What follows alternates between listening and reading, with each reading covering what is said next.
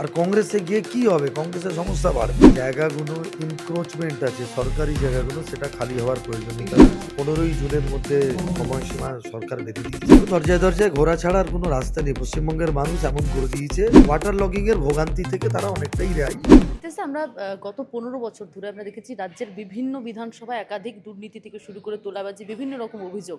কাশীপুর বেলগাছিয়াতে আপনি বিধায়ক হলেন, জিতলেন, এবং প্রথমে কোন জায়গাগুলিতে কাজ করছে মনে হচ্ছে যে এই জায়গাগুলি প্রথমেই একেবারে কাজ করতে হবে, যেগুলি দুর্নীতি থেকে শুরু করে বিভিন্ন জায়গায় প্রচুর কাজ করার জায়গা আছে। ইমিডিয়েট আমার যেটা মনে হয়েছে যে জায়গাগুলো ইনক্রোচমেন্ট আছে, সরকারি জায়গাগুলো, সেটা খালি হওয়ার প্রয়োজনীয়তা রয়েছে। তো ওইটা খালি করার জন্য যা যা করণীয় সেটা করছি। ইতিমধ্যে আপনারা দেখেছেন যে টালা ঝিল পার্ক সংলগ্ন যে ঝুপড়িগুলো ছিল বাংলাদেশি অনুপ্রবেশকারীদের, সেগুলো রিভোক হয়েছে।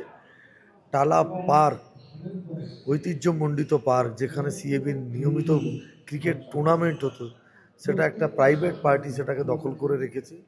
সেটা যাতে মাঠটা খোলা পাক যাক, তার জন্য চেষ্টা চলছে। আমি নিশ্চিত 15ই জুনের মধ্যে সময়সীমা সরকার বেঁধে দিয়েছে, তারা হয়তো খালি করে দেবেন, আদারওয়াইজ আইন তার কাজ করবে।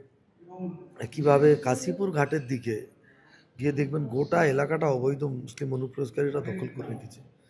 সেটা যাতে খালি করানো যেতে পারে সেই পদক্ষেপ চলছে। উল্টো দিকে যে ওয়াটার লগিং নিয়ে একটা সমস্যা ছিল, 2, 3, 4 এই 3টে ওয়ার্ড নিয়ে, সেখানে কেন্দ্রীয় সরকারের একটা বড় অনুদানের সে ওয়াটার লগিং যাতে ভবিষ্যতে না থাকে তার জন্য একটা কাজ শুরু হয়েছে।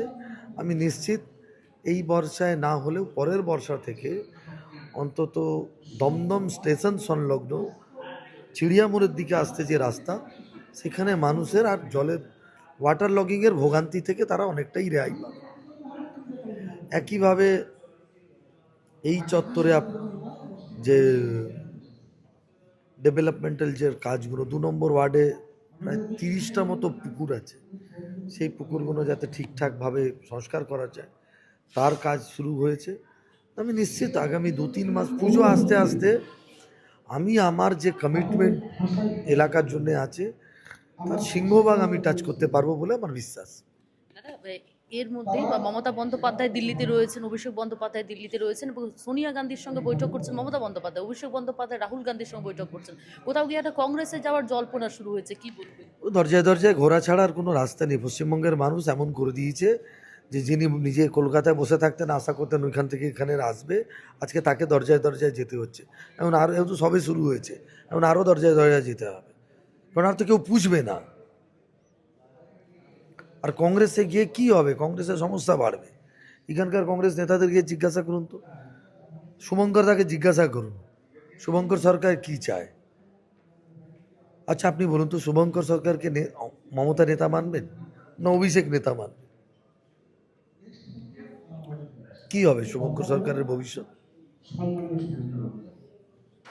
দাদা, পুরো রাজ্য জুড়ে আমরা দেখছি প্রাক্তন মন্ত্রী থেকে অভিষেক বন্দ্যোপাধ্যায় প্রত্যেককে ডিম থেরাপি দেওয়া হচ্ছে, কি বলবেন?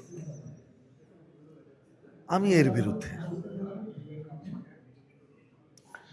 রাজনৈতিক মতপার্থক্য থাকলেও কেউ যদি চুরি চচ্চুরি বেইমানি করে থাকে, আইন তার বিরুদ্ধে আইনের মতো করে কাজ করবে। আমি এই যেটা হচ্ছে, আমি এটার সাথে একমত। বাংলা হান্টের আরও খবর দেখতে নজর রাখুন।